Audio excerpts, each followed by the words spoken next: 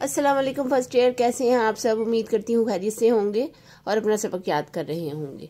आज हम नए लेक्चर के साथ हाजिर हैं। नए लेक्चर में है ज़कात, जो हमने आज पढ़ना है। इसकी बुनियादी अहमियत क्या है इस्लामी माशरे में और इसके क्या फ़ायदे हैं और इससे इनकार करने वाले जो लोग थे उनको साथ ऐलान जंग क्यों किया गया। ये सब चीज़ें आज हम पढ़ेंगे। जो ऑरेंज कलर का होगा मैं हाईलाइट करूँगी, वो शॉर्ट आंसर क्वेश्चन होगा, और जो पिंक कलर का होगा वो लॉन्ग आंसर क्वेश्चन होगा। ये आपने लिख लेना है, ठीक है। आज हम इसको स्टार्ट करते हैं।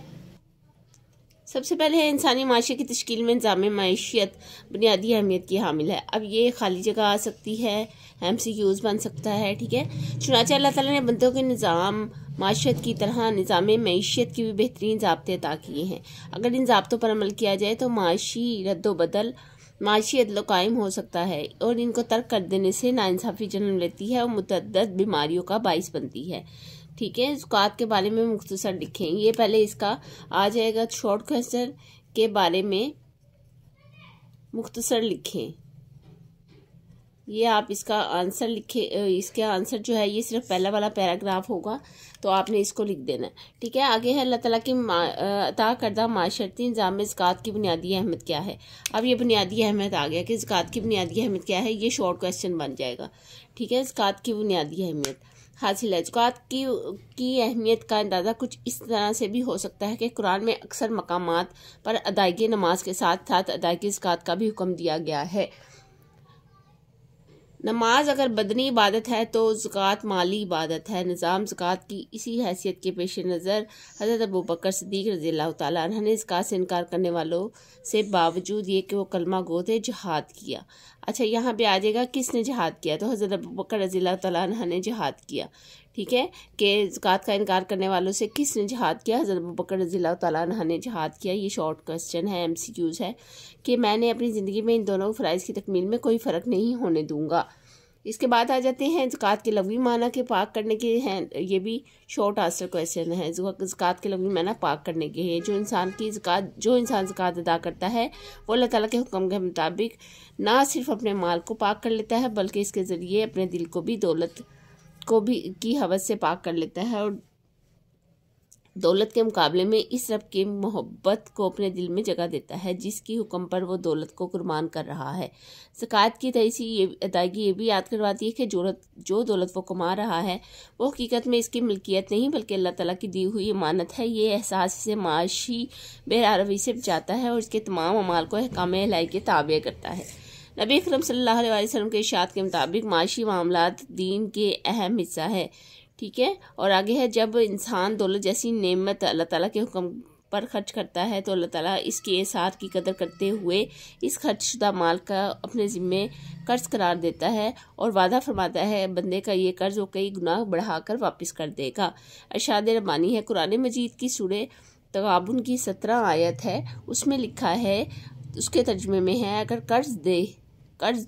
कर्ज दो अल्लाह को अच्छी तरह पर कर्ज देना तो वो दो चंद करे इसको तुम्हारे लिए और रहम और इसे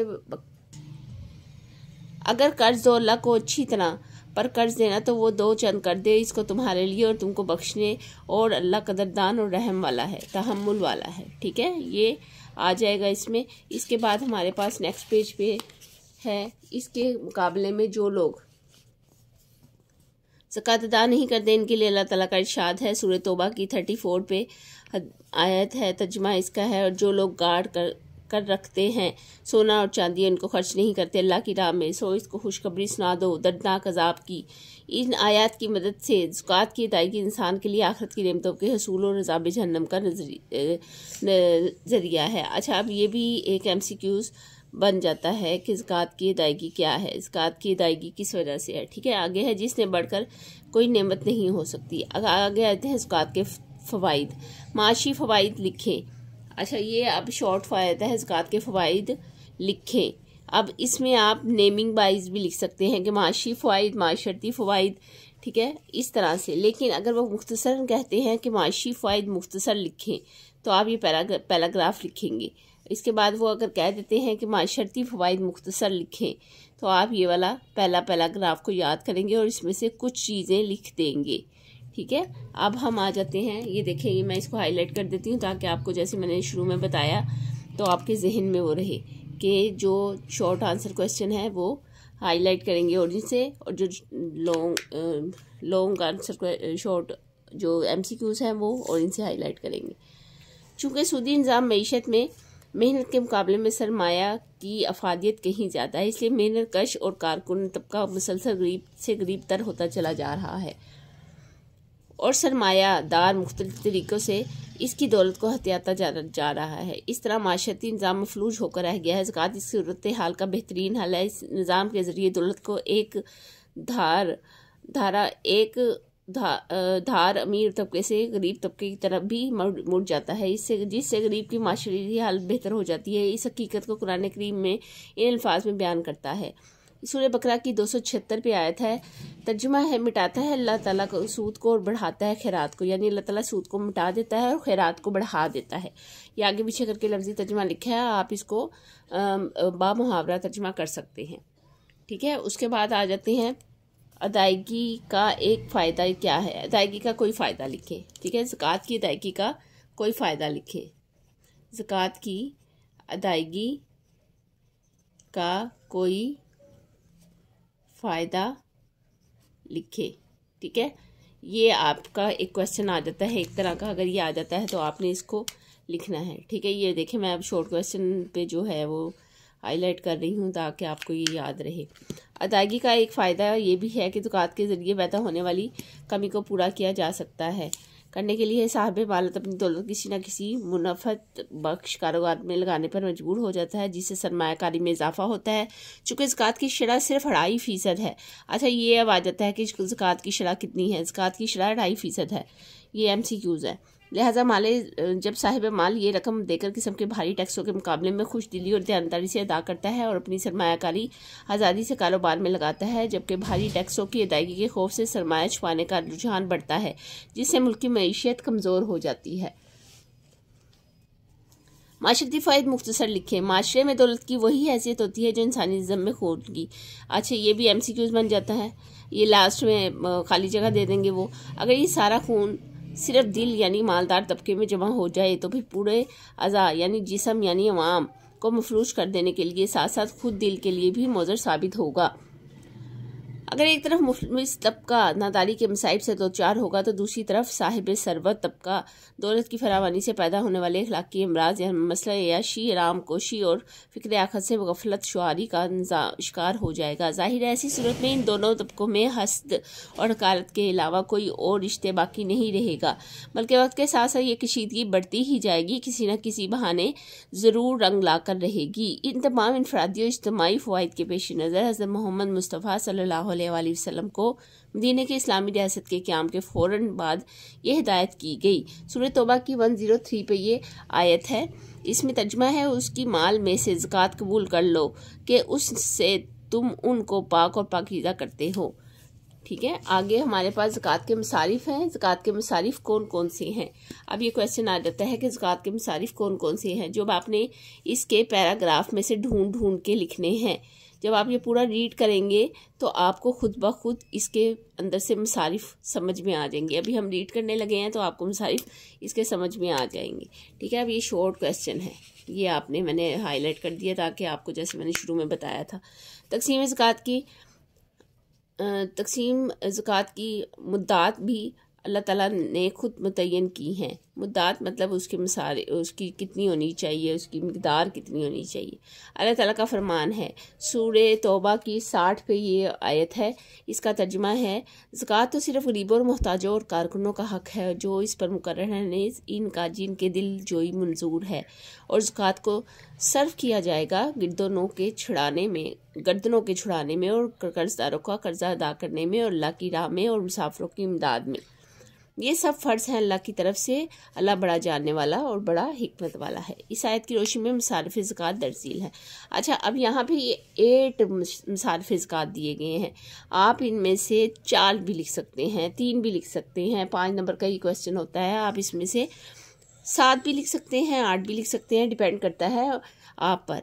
ठीक है, इन तंग दस्त लोगों की माने जिनके पास कुछ ना हो, इन लोगों की अयानत जो ज़िंदगी के बुनियादी ज़रूरतों से महरूम हैं, यानी इन लोगों पर हम ज़कात खर्च कर सकते हैं। ज़कात की वसूली पर मुतय्यन अमले को की ज़कात तनख्वाहें इन लोगों की आनत जो नो मुस्लिम हैं, ताकि इनकी तालीफ़ कल्ब हो सके, ग़ुलामों और इनके लोगों को आज़ाद करने के मुसारिफ जो कैदोबंद हैं, ऐसे लोगों को कर्ज़ों की अदायगी जो नादार हों, जहाद फ़ी सबीलिल्लाह और तबलीग दीन में जाने वालों की आयानत में यानी मदद में, मुसाफिर जो हालत सफ़र में मालिक निसाब ना हो, गो अपने घर पर दौलत रखता हो।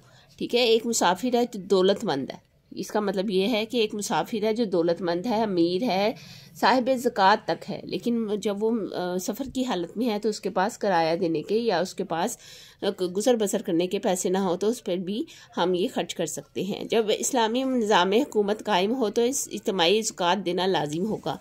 अलबत्ता अगर किसी खित्ता ज़मीन में मुसलमान गैर इस्लामी हुकूमत के ज़ेर फरमान आ जाएं तो इस सूरत में तंजीमों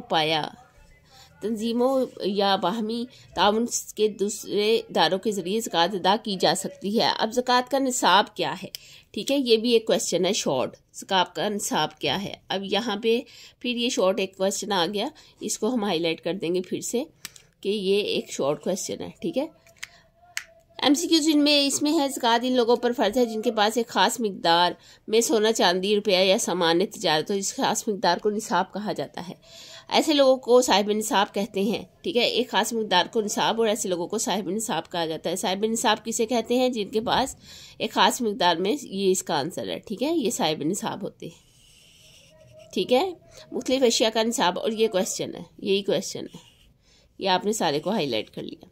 मुख्तलिफ अशिया का निसाब ये है। सोने का क्या निसाब है?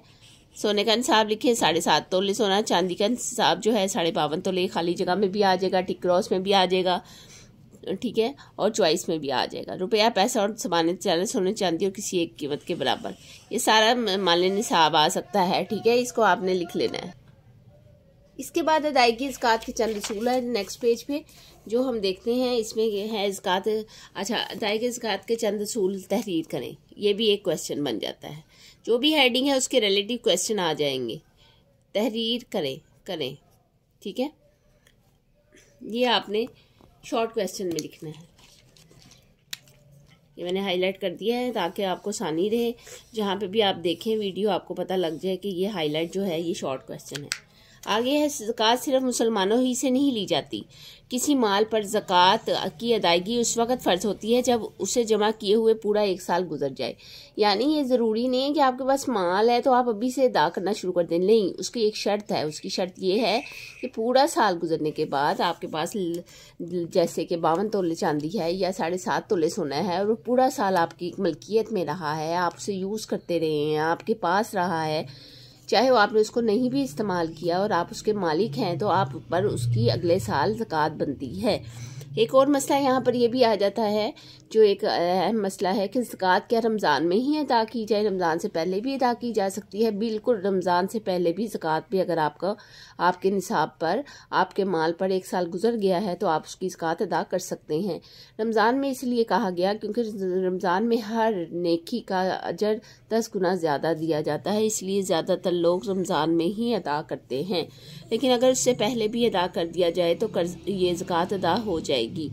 किसी माल पर ज़कात की अदायगी उस वक़्त फ़र्ज होती है जब से जमा किए हुए पूरा 1 साल गुजर चुका हो। नंबर 3 पे है वो अजीज़ व क़रीब जिनकी कफ़ालत शरअन है, मसलन बाप, बेटा, बेटी, शोहर, बीवी वगैरह, इन्हें ज़कात नहीं दी जा सकती। अलबत्ता दूर के अजीज़ गैरों के मुकाबले में काबिल तरजीह हैं। आम हालात में एक बस्ती की ज़कात खुद इस बस्ती में तकसीम होनी चाहिए। अलबत्ता इस बस्ती में मुस्तहिक ज़कात के ना होने या किसी दूसरी बस्ती में हंगामी सूरत हाल, मसलन सैलाब, ज़लज़ला, कहत वगैरह के मौके पर ज़कात दी जा सकती है। आगे है, ज़कात देने वालों को चाहिए कि ज़कात लेने वाले के मुस्तहिक ज़कात होने के मुमकिन हद तक इत्मीनान कर लें।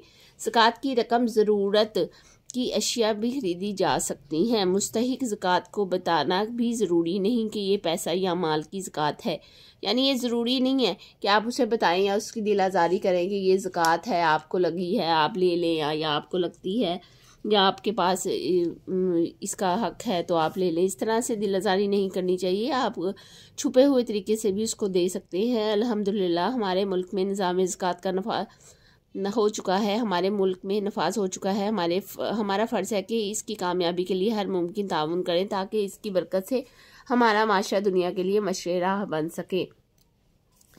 निज़ाम ज़कात का नफाज हो चुका है, मतलब हमारे कुछ ऐसे इदारे तश्कील दिए जा चुके हैं जो ज़कात की ख़ास रकम को ख़ास इदारों पर खर्च करते हैं या ख़ास इलाकों के लोगों पर खर्च करते हैं। इसका मतलब ये है, ज़कात का जुमला फ़ायद समरात तभी ज़ाहिर हो सकते हैं जब हर साहिब माल अल्लाह ताला जल्ल शाअनहू की खुशनुदी को अपना लाहे अमल बनाए और इस्लाम के फैज़ सानी और नफ़ा बख्शी के जज्बे को महफूज़ खातिर रखे। खुसूसन ज़कात की वसूली तकसीम का निज़ाम इज्तिमाई तौर पर कायम व दायम हो।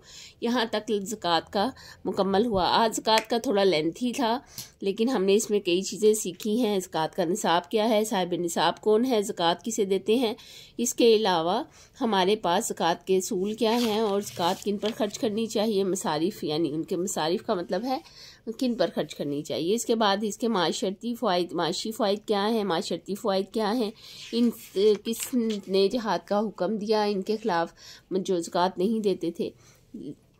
हमने इसमें काफ़ी कुछ इन्फॉर्मेशन हासिल की। उम्मीद करती हूँ कि आज का लेक्चर जो है वो आपको समझ आया होगा, और अगर नहीं समझ आया तो मुझे इस बारे में बता सकते हैं। अपने दोस्तों से इसको शेयर करें जिनके पास इसके नोट्स नहीं हैं, ताकि वो इससे फ़ायदा उठा सकें। मिलते हैं अगली वीडियो में नेक्स्ट लेक्चर के साथ। जो नेक्स्ट लेक्चर हमारा है आगे हज के बारे में, ठीक है। हम इसके बारे में सारा कुछ पढ़ेंगे और इसके मुतालिक तफसील से आपके पास इन्फॉर्मेशन लेके आएंगे, ताकि जो चीज़ें आपको नहीं पता वो चीज़ें आपको पता हों। अपना बहुत सारा ख्याल रखें। मेरे वीडियो को लाइक करें, सब्सक्राइब करें और बेल आइकन को प्रेस करें ताकि हर नई आने वाली वीडियो से आप बाखबर रह सकें। नेक्स्ट वीडियो तक के लिए अल्लाह हाफिज़।